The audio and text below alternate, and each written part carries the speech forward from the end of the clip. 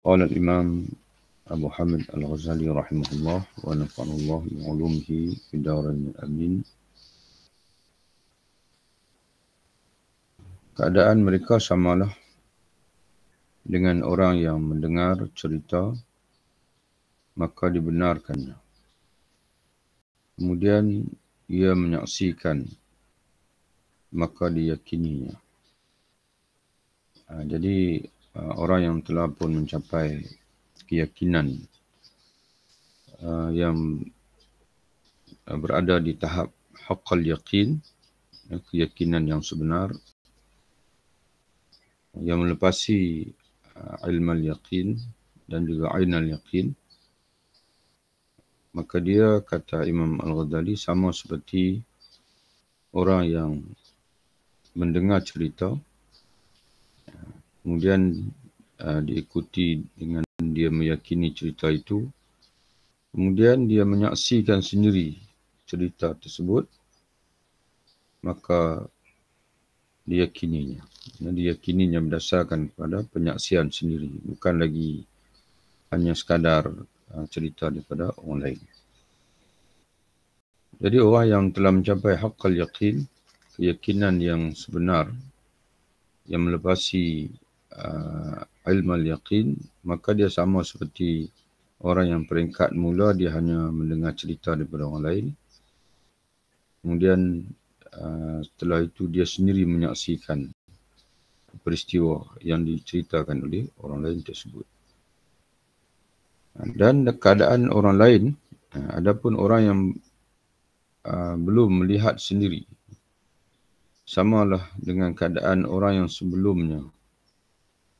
Mana orang yang berada pada tahap sebelum dia lah, iaitu hanya sekadar ilmu yaqin, keyakinan berdasarkan kepada pengajian, berdasarkan kepada apa yang orang cerita kepada dia tentang Tuhan, tentang sifat Tuhan dan sebagainya.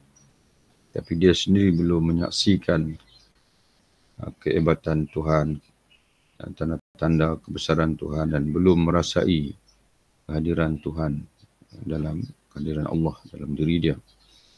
Jadi orang lain samalah keadaan orang yang sebelumnya dengan keyakinan dan keimanan yang baik, tetapi tidak memperolehi nasib, tidak memperolehi bahagian penyaksian dan musyahadah dan pandangan yang tembus dan mukasyafah bihizil musyahadati wal ayan. Sama seperti orang yang hanya mendengar cerita orang lain tapi belum menyaksikan sendiri.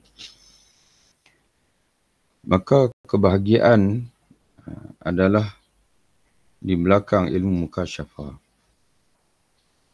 Jadi dalam agama ini Imam Al-Ghazali, beliau menjelaskan kepada kita bahawa haqqal yaqin, keyakinan yang hakiki itu apabila kita dapat mencapai ilmu mukasyafah.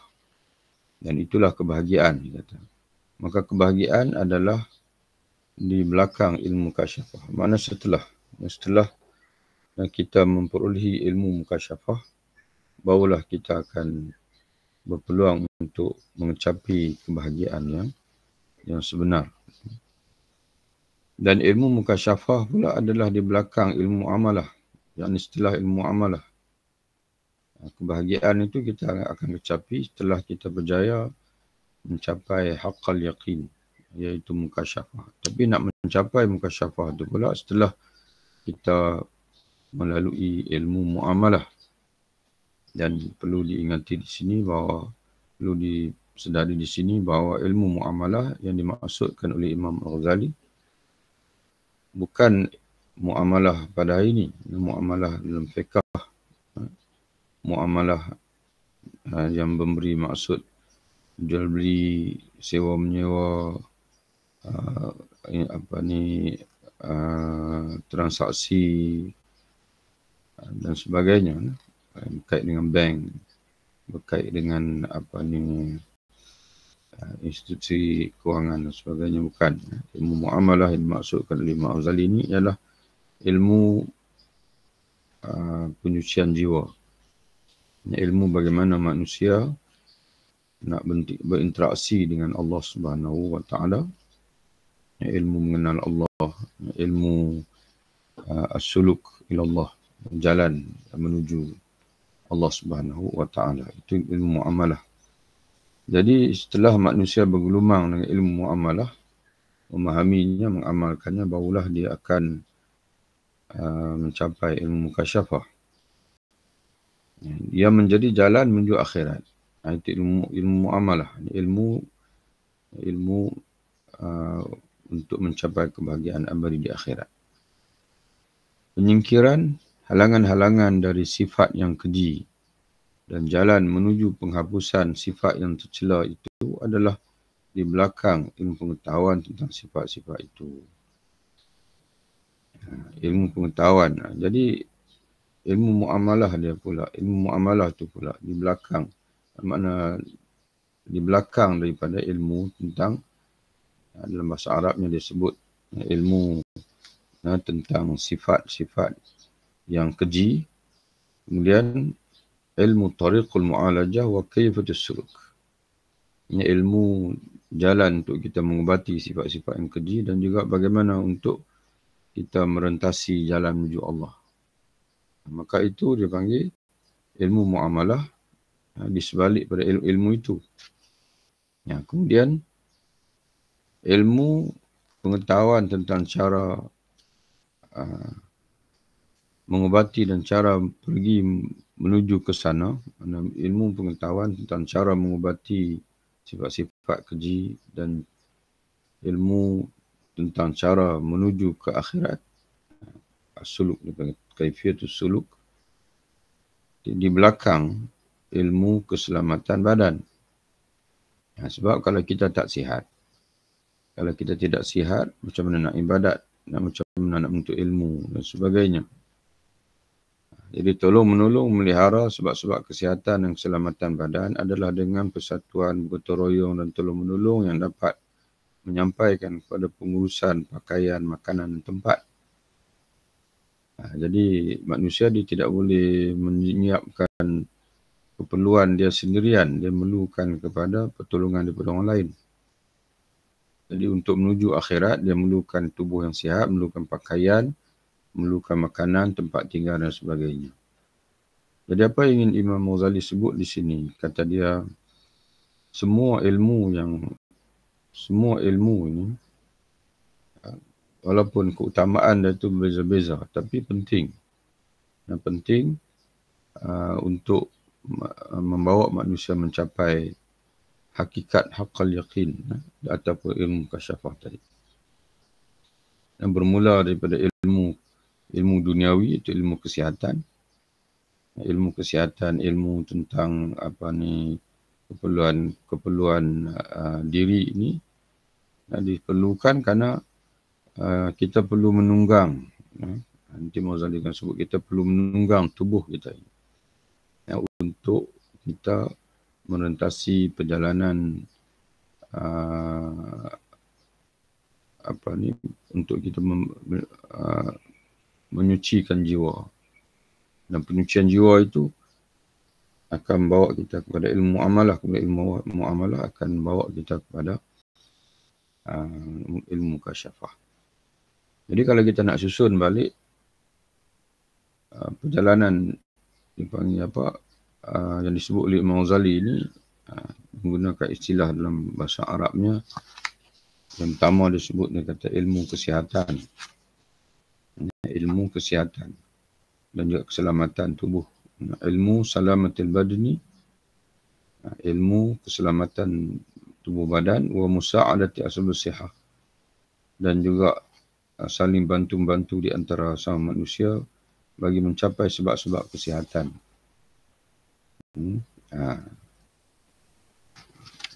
Itu satu.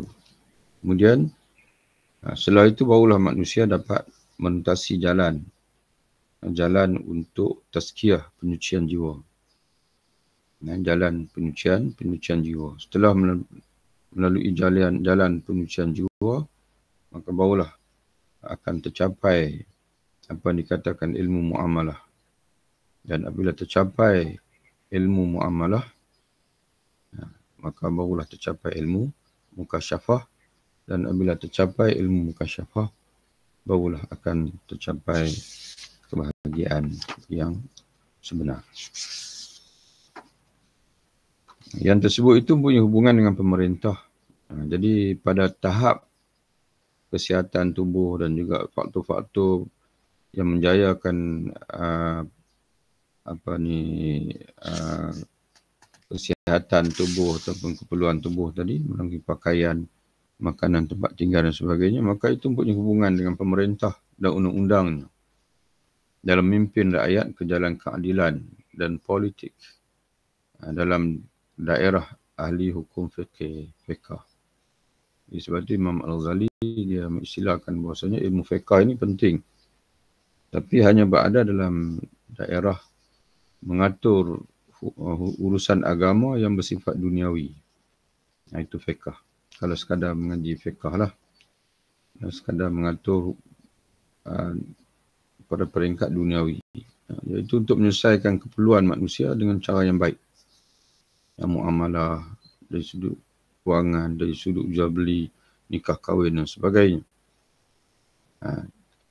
Kemudian setelah itu barulah naik kepada ilmu sulukul akhirah. Itu Imam Ghazali dia tidak istilahkan dengan fiqh.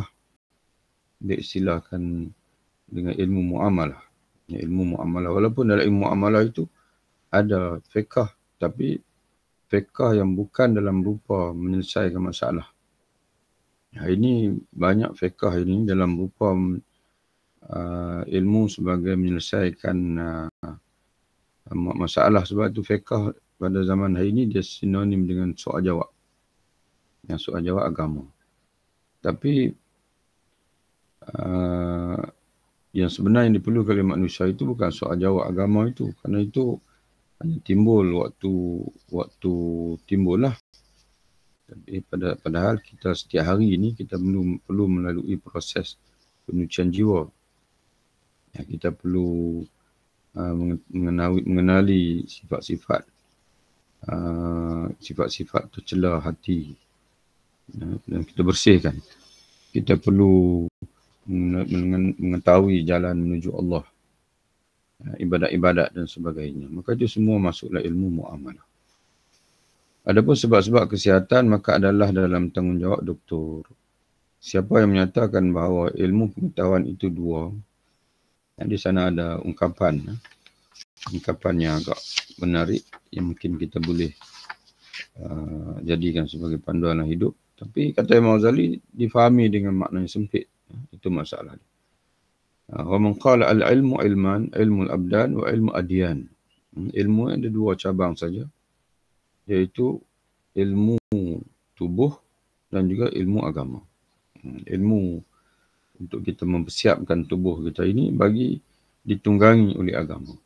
Dan maka akan sampailah kita kepada kebahagiaan abadi di akhirat. Dan kalau tengok dalam Ihya Ulumuddin, naskhah yang ditahqiq oleh Darul Minhaj, kata dia ini adalah ungkapan Imam Ghazali, Imam Syafi'i. Ungkapan Imam Syafi'i dalam sebagaimana dicatat dalam kitab Hilyatul Awliya Imam Al-Asbahani, Abu Nu'aim Al-Asfahani. Kata Imam Syafi'i, ilmu ni ada dua saja, dua cabang saja. Ilmu tubuh dan ilmu al-abdan, al-abdani, jamak pada al-badan, wa ilmu al-adyan, ilmu agama. Tapi kata Imam Ghazali, barang siapa yang menyebut ungkapan ini, wa arada wa asyara ila bil fiqh, dan dia menunjukkan maksud ilmu agama ini kepada fiqh saja, arada bil ulum az-zahir asy-syai'ah, maka yang dia maksudkan itu ilmu zahir, ilmu luaran. Asy-syai'ah yang memang itulah yang famous, yang familiar. La ulum al-azizah al-batinah, dan dia tidak maksudkan ilmu yang lebih mulia al-azizah daripada ilmu sekadar ilmu badan. Itu ilmu zahir itu al-batinah, iaitu yang bersifat batin, kebatinan. Jadi sebenarnya yang dimaksud oleh Imam Syafi'i ini ilmu kedua, ilmu tubuh dan juga ilmu agama, al-adyan. Maka yang dimaksudkan itu ialah bukan sekadar ilmu fiqh, tapi ilmu muamalah. Ilmu yang akan membawa manusia mendaki tangga sehingga mencapai ilmu mukasyafah. Ya, ilmu yang dengan tercapainya ilmu mukasyafah, maka manusia akan mencapai haqqal yaqin. Ya, keyakinan yang hakiki, yang sebenar, bukan hanya sekadar keyakinan terbina di atas pendengaran.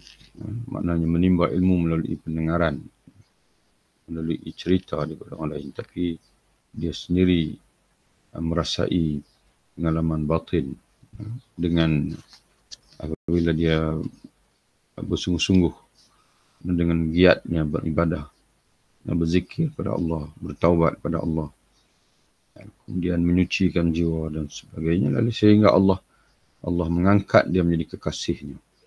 Ya, sebagaimana dalam satu hadis kursi yang hadis masyhur dalam himpunan Arba'in Imam Nawawi, Allah Ta'ala menyebutkan وَمَا تَقَرَّبَ إِلَيَّ عَبْدِي بِشَيْءٍ أَحَبُّ إِلَيْهِ مِمَّا افْتَرَضْتُ. Tidak ada sesuatu yang hamba aku lakukan untuk mendekatkan dirinya kepadaku melebihi apa yang aku fardukan ke atasnya. Kemudian setelah itu dia melakukan pula yang sunat-sunat, istiqamah dengan yang sunat, hatta uhibbahu, sehingga aku kasih kepadanya. Bila aku kasih kepadanya, akulah matanya, akulah telinganya, akulah tangannya, akulah kakinya, kata Allah. Kata ulama maksudnya ialah akulah yang membimbing diri dia itu sendiri. Mata dia, telinga dia, tangan dia, kaki dan sebagainya. Dan Allah Ta'ala sebut lagi selepas itu, Idza sa'alani la'u'tiyannahu. Bila dia minta saja kepada aku pasti akan bagi. Wa ista'adani la'u'izannahu. Bila dia minta lindung dengan aku akan lindungi dia. Jadi begitulah tuan-tuan sekalian. Maknanya melakukan yang fardu, dia istiqamah yang sunat, kita menjadi kekasih Allah. Bila menjadi kekasih Allah, maka Allah akan menjaga kita dan Allah akan makbulkan permohonan kita dan Allah akan melindungi kita. Jadi sebab itu, dalam hidup ini tidak cukup dengan fake dalam rupa untuk sekadar untuk menyelesaikan masalah lah, hukum halal haram dan sebagainya. Bila orang tanya, kita boleh jawab, itu ada bidang dia, itu bidang dia qadhi mufti. Tapi kita ini, bagi kita ni yang sangat-sangat diperlukan ialah ilmu muamalah itu. Ilmu yang membimbing kita melalui jalan menuju keredaan Allah, sehingga Allah mengurniakan, Allah membuka pintu hati kita sehingga kita dapat yakin dengan sebenar-benar yakin akan segala yang diberitakan Allah dalam Quran. Hadis yang kebanyakannya adalah bersifat ghaibiyat. Jika anda bertanya mengapa disamakan ilmu kedoktoran dan ilmu fikih dengan menyiapkan perbekalan dan kenderaan. Jadi Imam Ghazali, ia meletakkan bahawa seorang yang bergelumang dengan ilmu fiqh semata-mata, ilmu fiqh dalam makna ilmu furu', ilmu tentang cabang-cabang masalah, itu dia berada dalam label kedoktoran saja, ilmu kedoktoran saja. Dipanggil ilmu kenderaan, ilmu sebagai ilmu bukan ilmu yang kemuncak. Diperlukan, tidak diremehkan, tidak dinafikan keperluannya, tapi bukan ilmu yang berada yang menjadi maksud, menjadi tujuan. Ilmu yang menjadi tujuan itu ialah ilmu kasyafah, diikuti di bawah itu ilmu amalah. Jadi kata Imam Ghazali, jika anda bertanya mengapa dia menyamakan ilmu kedoktoran, diperlukan, dan ilmu fikih pun diperlukan, tapi bukan menjadi tujuan, dan iaitu sekadar menyiapkan perbekalan dan kenderaan. Maka ketahuilah bahawa, kata Imam Ghazali, yang berjalan kepada Allah untuk mencapai dekatnya adalah hati, bukan badan. Itu. Okay. Karena kata Imam Ghazali, yang berjalan kepada Allah untuk mencapai dekatnya, hampir takarub kepada Allah, itu ialah hati. Dan hati ini bukan tidak berada dalam bidang fiqh. Sebab tu maka ketahuilah bahawa yang berjalan kepada Allah, untuk mencapai dekatnya, untuk taqarrub kepada Allah ialah hati. Jadi suluk ilallah, perjalanan menuju Allah ialah dengan hati, bukan dengan badan. Badan ni tunggangan saja. Jadi sebab itu bila kita kata kita semayang sebagai contohnya, dia ada rukun qalbi, rukun fi'li, ada rukun qawli. Fiqh ni dia hanya mengambil bahagian zahir lah. Takbir macam mana, Allahu Akbar, baca Fatihah, tajwid betul ke tak betul. Ulama fiqh dia boleh ukur. Okey, kamu baca tu okey, cukup. Walaupun tak sempurna dari segi tajwid, tapi bacaan kamu tu dari segi fiqh dah sudah sah. Kemudian rokok, sujud, okey, atau tunjuk kata okey. Tapi di sana yang menjadi penilaian utama Allah Ta'ala daripada semayang kita itu bukan perbuatan zahir itu semata-mata. Khusyuk kita, ikhlas kata, tidak kita dalam solat kita tadi ni ada khusyuk atau tidak.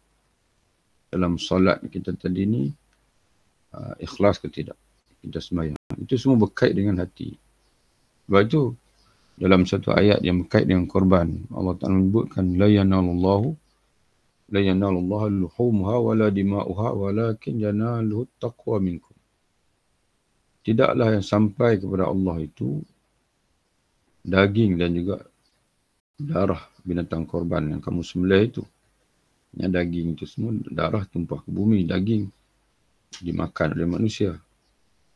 La yanallahu luhumuha wala dima'uha walakin, akan tapi yang sampai kepada Allah itu ialah at-taqwa minkum, ketakwaan daripada kamu ketika kamu melakukan ibadah tadi, korban tadi. Dan Nabi sendiri bila sebut taqwa, Nabi tunjuk pada dada dia. At-taqwa hahuna, kata Nabi. Taqwa di sini, taqwa di hati, taqwa di hati. Jadi sebab itu kata Imam Ghazali begitu. Tidaklah maksudku dengan hati itu daging yang bisa dilihat. Ada seketul daging dalam tubuh diri, dalam dada manusia itu, bukan itu.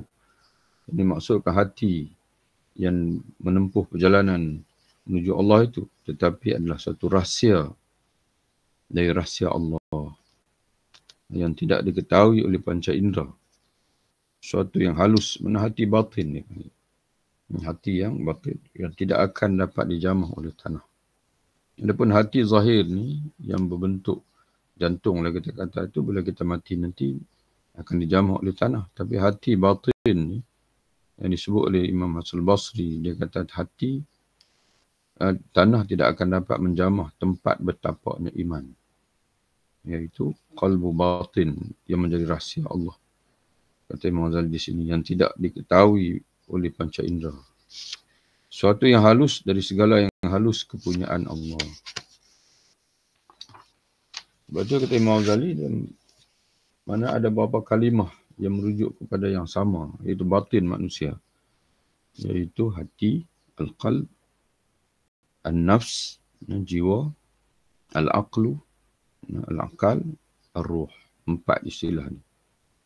Dia merujukkan rahsia, dia panggil rahsia Allah, yang tak dapat diketahui oleh panca indera. Tapi dapat dirasai oleh orang yang menempuh jalan menuju Allah. Kalimah al-qalb, kalimah al-nafs, kalimah al-ruh, kalimah al-aql, akal. 4 ni. Sekali disebut, itu bagi Imam Ghazali pun sebut di sini, dia kata sekali, tadi al-qalb, hati. Sekali disebut, mana ada ketikanya disebut dengan kata-kata ruh. Sekali dengan kata-kata an-nafsul mutmainnah, jiwa. Dan di pada tempat lain, Imam Ghazali kata sekali ada ketika disebut dengan al-aql. Agama menyebutkannya dengan hati. Kerana hatilah kenderaan pertama bagi rahsia itu. Sebab itu tuan-tuan sekalian, cuba ingat balik ayat dalam surah Syu'ara. Ketika kita menghadap Allah Ta'ala nanti, Allah Ta'ala menyebutkan yauma la yanfa'u malun wala banun illa man atallaha biqalbin salim. Hari kebangkitan nanti, hari yang mana tidak akan beri guna lagi harta benda dan anak pinak, melainkan orang yang menghadap Allah, datang menghadap Allah biqalb, dengan hati yang sejahtera. Hati yang bersih. Mana hati yang bersih di sini. Sebab itu Nabi menyebutkan bahawa manusia pada bagaimana mati dia, maka begitulah bangkitnya nanti. Kalau dia mati dalam keadaan mukmin, bangkit dalam keadaan mukmin. Dia mati dalam keadaan soleh, dia bangkit dalam keadaan soleh. Jadi menunjukkan bahawasanya ada benda yang kekal dalam diri kita ini sehingga hari kebangkitan nanti.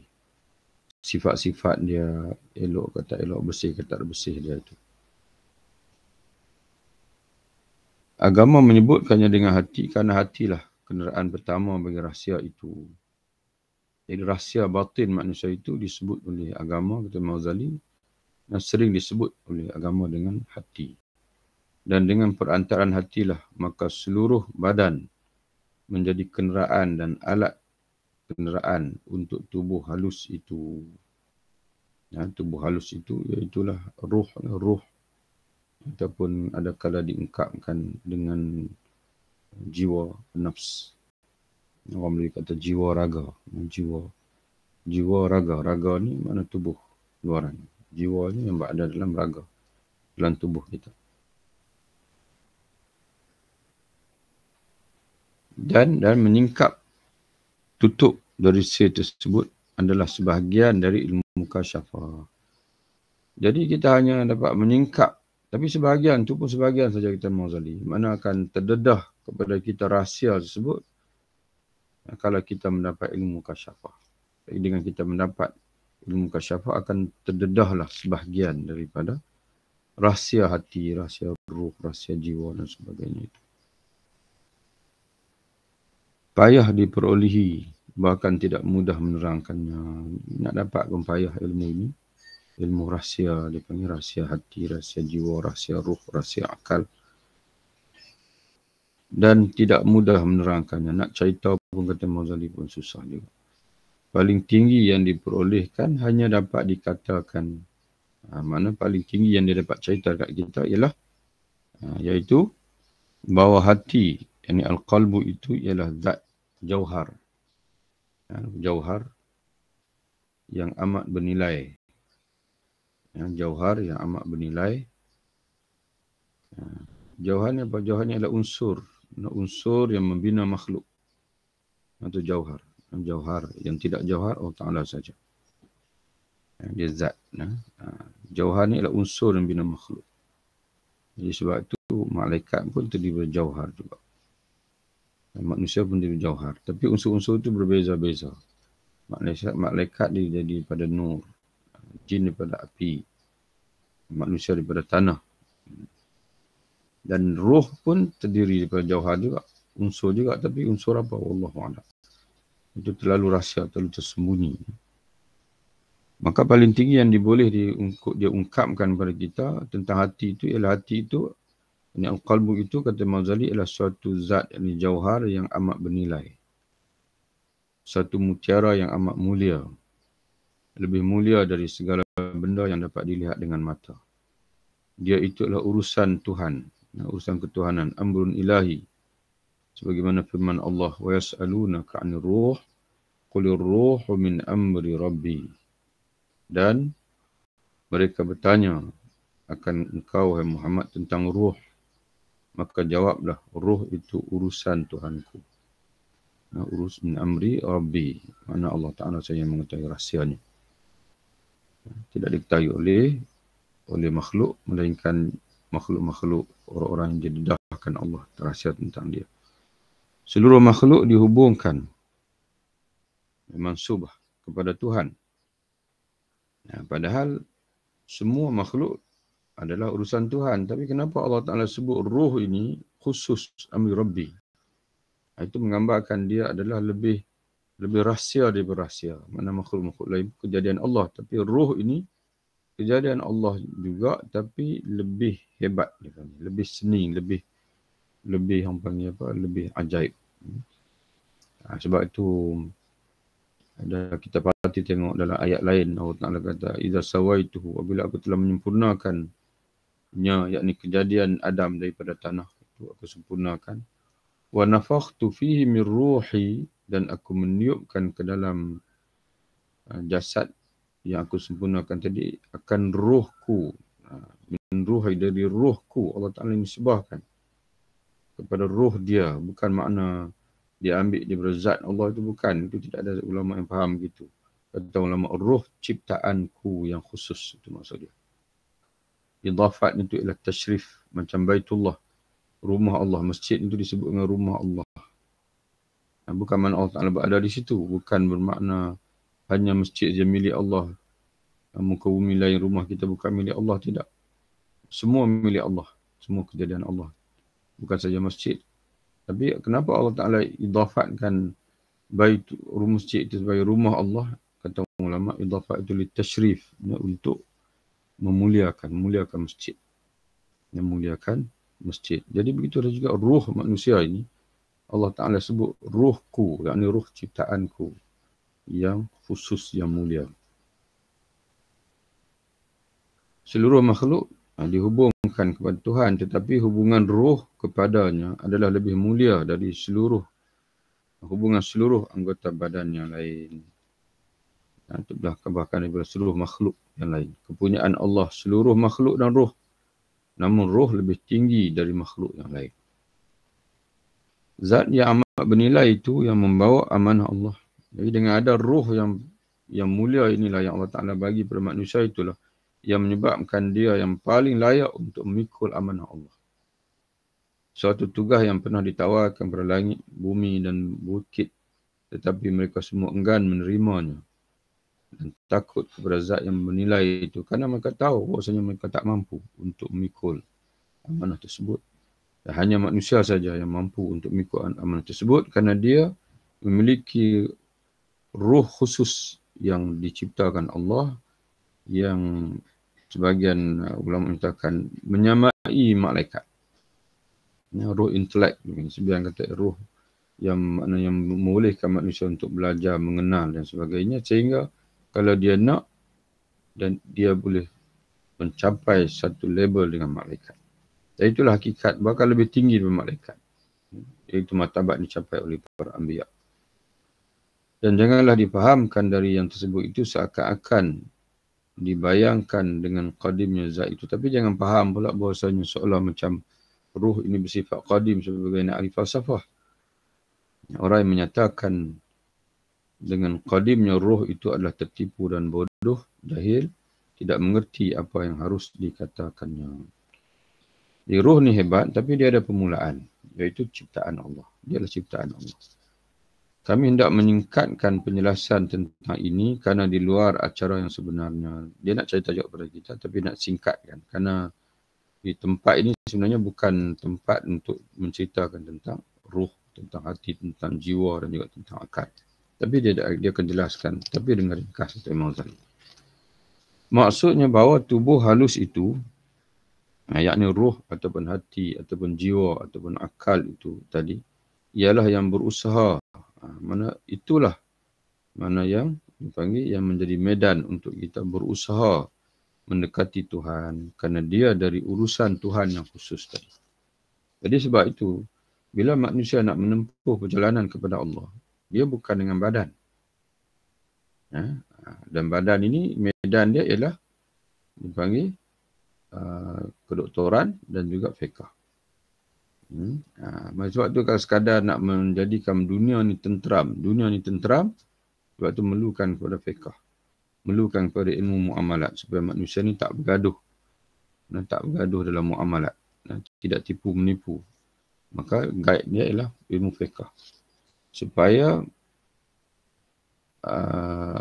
pemerintah, apa tanggungjawab dia? Memerintah rakyat. Rakyat pula apa tanggungjawab pada pemerintah? Itu ilmu fiqah.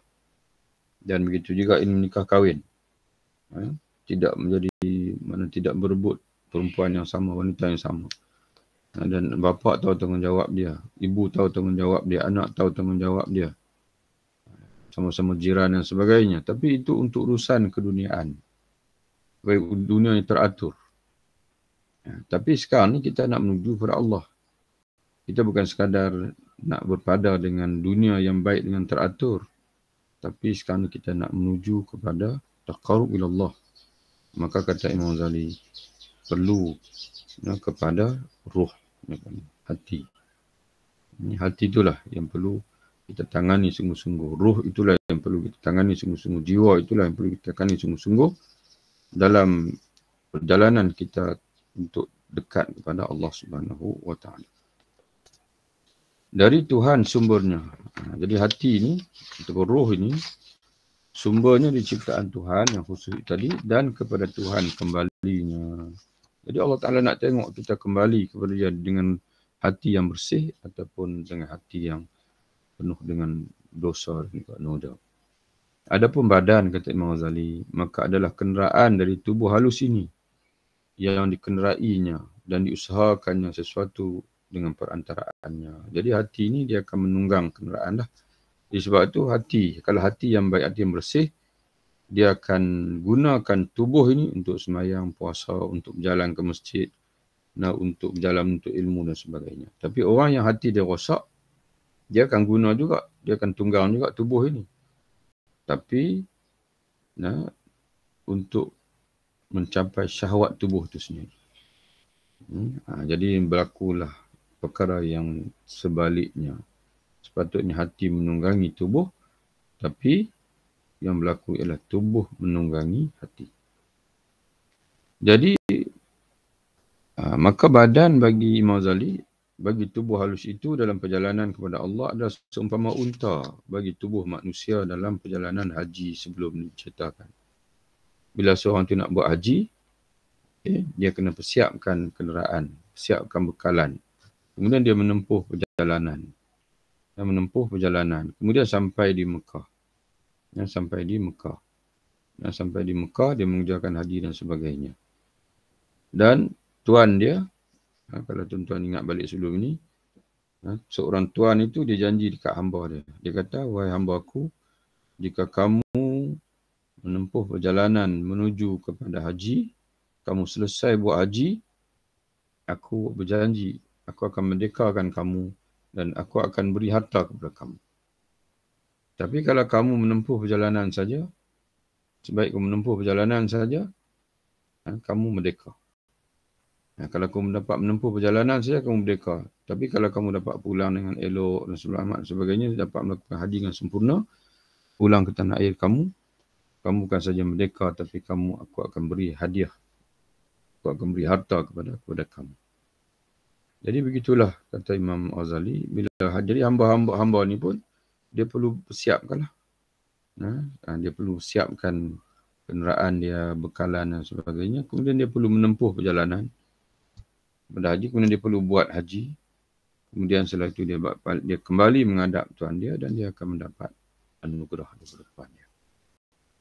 Jadi begitulah Imam Ghazali, dia andaikan macam kita ni, Allah Ta'ala ni Tuhan kita, Allah Ta'ala janji dekat kita, kamu beribadahlah kepadaku, dan kemudian nanti aku akan beri anugerah kepada kamu dengan syurga, bahkan aku akan tunjukkan zatku kepadamu, aku akan tunjukkan diriku kepadamu di akhirat.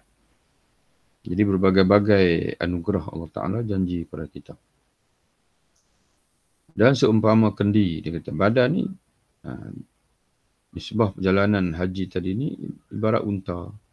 Badan bagi tubuh halus ini, bagi ruh, bagi hati. Dalam perjalanan menuju Allah adalah seumpama unta bagi tubuh manusia dalam perjalanan haji. Dan seumpama kendi, tempat menyimpan air yang dihajati oleh badan akan airnya itu. Maka seluruh ilmu pengetahuan yang tujuannya demi kemaslahatan badan, maka ilmu itu termasuk dalam jumlah kepentingan kenderaan. Dan tidak tersembunyi lagi bahawa ilmu kedoktoran pun seperti itu juga. Hanya penting untuk tubuh. Ilmu kedoktoran penting tak penting? Penting. Tapi penting untuk tubuh. Kerana tubuh itu akan digunakan oleh hati, oleh ruh. Bagi menempuh jalan menuju Allah, taqarrub Allah. Karena kadang-kadang diperlukan kepadanya untuk pemeliharaan kesihatan badan. Ini ilmu kedoktoran. Meskipun manusia itu sendirian, mana dia tidak hidup dengan orang lain, dia hidup satu pulau sebagai contoh, seorang-seorang diri, dia memerlukan kepada ilmu kedoktoran. Kerana walaupun manusia hidup bersendirian, dia perlu sihat. Tetapi manusia, kerana manusia, lain halnya ilmu fiqh. Ilmu fiqh ni kata Imam Ghazali, kalau manusia bersendirian, dia tidak perlu ilmu fiqh. Sebab dia tak perlu berjual beli, dia tak perlu berkahwin. Sebab dia hidup seorang-seorang saja. Jadi dia tak perlu pada ilmu munakahat, dia tak perlu pada ilmu muamalat, dia tak perlu pada ilmu siasah syara'iyah. Sebab dia hidup seorang-seorang saja. Tapi ilmu kedoktoran ni bila-bila masa dia perlu, kerana walaupun dia bersendirian, tapi dia tetap kena sihat. Tetapi manusia itu dijadikan oleh Tuhan dalam bentuk yang tidak mungkin hidup bersendirian. Jadi ala kulli hal ilmu fiqh ni tetap penting jugalah. Sebab manusia tak akan boleh hidup dengan bersendirian tanpa ada orang lain. Baik untuk memperoleh makanan dengan bertani dan berladang, memperoleh roti dan nasi, memperoleh pakaian tempat tinggal dan menyiapkan alat untuk itu semua yang memerlukan kepada kerjasama dengan orang lain. Maka manusia itu memerlukan pada pergaulan dan tolong-menolong. Maka manusia itu bercampur baur dan berkobarnya hawa nafsu di antara mereka. Lalu tarik-menariklah sebab-sebab untuk memperoleh keinginan. Dan mereka membantah-bantah dan berperang. Maka perlukan pula kepada pemerintah. Dari peperangan itu timbul kebinasaan disebabkan perlumbaan dari luar. Sebagaimana timbulnya kebinasaan disebabkan pertentangan campuran dari dalam. Ini kedoktoran. Ilmu kedoktoran ini untuk membaiki, dipanggil kepincangan dalam manusia. Ilmu fiqh pula untuk membaiki kepincangan luaran manusia, hubungan luaran di antara seorang dengan seorang. Dengan ilmu kedoktoran terpelihara keseimbangan dalam segala campuran yang saling bertentangan dalam tubuh. Keseimbangan dalam tubuh. Keseimbangan dalam tubuh manusia ini. Supaya tubuh kita ni tidaklah terlalu panas dan tidak terlalu sejuk. Tidaklah dia panggil berlebihan, dia panggil gulanya.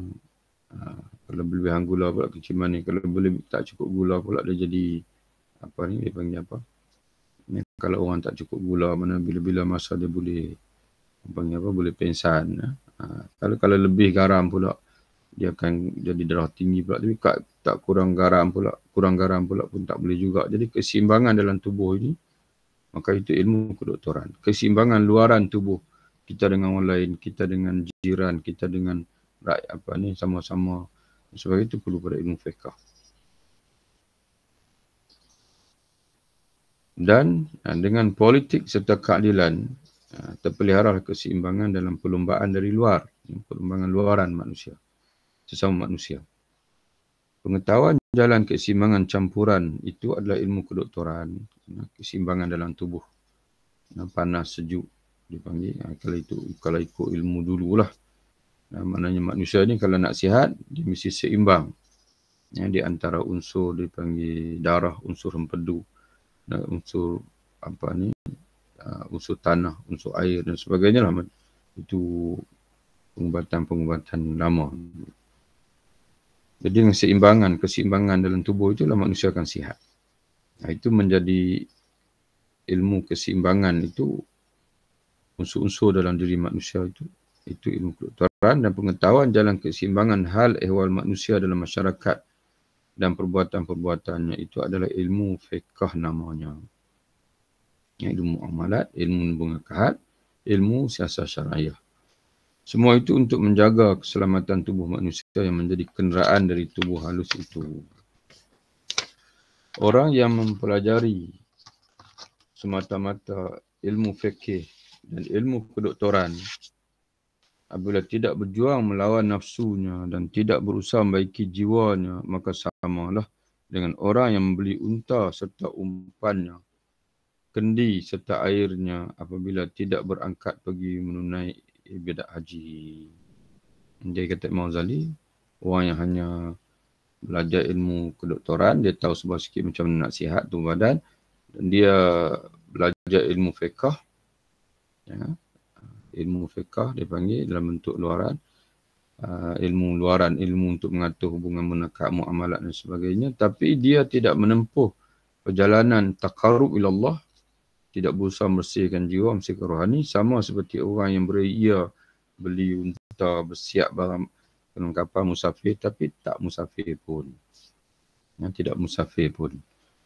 Tidak pergi menunaikan haji tadi. Jadi dia tak berhak untuk menuntut janji Tuhan dia yang menyatakan kalau kamu menempuh jalan dan kamu pulang dan selesai haji, kamu adalah merdeka dan aku akan beri harta. Orang yang menghabiskan umurnya dalam susunan kata-kata yang terjadi dalam perdebatan ilmu fiqh, yang sama halnya dengan orang yang menghabiskan umurnya meneliti sebab-sebab sebagai kokoh kuat jahitan kendi air yang akan dibawa waktu mengerjakan haji. Maknanya orang yang dia minat dengan ilmu fiqh, tapi dalam bentuk cabang-cabang masalah. Dia mengaji ilmu fiqh, dia menghafal matan ni, dia menghafal kalau orang tanya begini nak jawab begini sebagainya. Tapi dia tak beribadat pun kurang, zikrullah pun kurang, dosa pun masih lakukan dan sebagainya. Walaupun dia mengaji agama, ilmu fiqh itu, dia sama seperti kata Imam Ghazali, orang yang persiapkan bekalan dalam bentuk apa? Dia jahit biji elok pakaian dia, kemudian apa yang kurang dan bekalan dia tu biji elok, unta dia tengok macam mana, dia mandikan unta dia itu dipersiapkan, tapi tak musafir pun. Makna bersibuk dengan perbekalan saja. Tapi tidak bersibuk dengan perjalanan. Perbandingan mereka yang berjalan menuju ke jalan perbaikan jiwa yang menyampaikan kepada ilmu kasyafah, samalah dengan mereka yang berjalan menuju ke jalan haji, atau dengan mereka yang sedang mengerjakan rukun haji itu sendiri. Maka perhatikanlah pertama kali akan ini dan terimalah nasihat dengan cuma-cuma dari orang yang biasanya tegak berdiri untuk itu dan tidak akan sampai kepadanya selain sesudah menempuh perjuangan yang sungguh-sungguh. Kita tak akan sampai menuju Allah, tak akan mencapai ilmu kasyafah melainkan dengan perjuangan yang sungguh-sungguh dan cukup keberanian. Maknanya kita sanggup menempuh apa saja risiko, mengorbankan apa saja yang kita ada, menghadapi manusia yang beraneka ragam pembawaannya di antara awam dan orang khawas, di mana mereka menurut nafsunya semata-mata. Jangan terpengaruh dengan orang lain. Orang lain mungkin mereka melihat apa yang penerimaan masyarakat, apa yang masyarakat nak, begitulah. Yang famous dipanggil, yang terkenal di mata masyarakat. Ada setengah orang dia begitu. Agama dalam rupa fenomena masyarakat. Masyarakat nak agama itu menjadi masyhur, maka dia ikut itu. Tapi kita tidak. Kata Imam Ghazali, kita perlu bertekad untuk menempuh jalan kepada Allah mengikut apa yang Allah Ta'ala nak. Di mana mereka menurut awal nafsu sementara, cukuplah sekian mengenai tugas-tugas dari pelajar. Kata Imam Ghazali, cukuplah. Begitu. Jadi tuan-tuan sekalian, demikianlah. Alhamdulillah selesai kita daripada wazaif tentang wazaif al-muta'allim, tugas 10 tugas para penuntut ilmu. Jadi kesimpulannya tuan-tuan sekalian, pada awal lagi Imam Ghazali menyebutkan bahawa kita sebagai penuntut ilmu, kalau nak jadi penuntut ilmu yang sebenar-benarnya ini, mesti memberi keutamaan kepada penyucian batin. Penyucian menuntut ilmu untuk menyucikan jiwa, supaya jiwa kita ini, hati kita ini diterima oleh Allah Subhanahu wa Ta'ala, dan kita dapat berjaya mencapai keyakinan yang hakiki, yang sebenar, haqqal yaqin, iaitulah yang diistilahkan juga oleh Imam Al-Ghazali dengan ilmu al-mukasyafah. Ilmu yang menyingkapkan segala dipanggil yang disebut oleh Allah dalam Quran hadis itu tidak lagi hanya bersifat perkhabaran, tapi telah diselami oleh jiwa dan hati sanubari kita sendiri, sehingga kita mencapai an-nafsul mutmainnah, jiwa yang tetap Selalu orang terjemah mutmainnah ni dengan tenang. Tapi yang setakat yang nak faham daripada tafsir itu, an-nafsu mutmainnah adalah jiwa yang teguh, yang tetap, yang tidak berganjak lagi, yang tidak ada lagi sebarang keraguan walaupun sekelum. Wallahu a'lam bishawab. Assalamualaikum warahmatullahi wabarakatuh. Jumpa lagi insya-Allah kesempatan yang lain. Barakallahu. Terima kasih Ustaz. Terima kasih, Ustaz. Assalamualaikum. Sama-sama.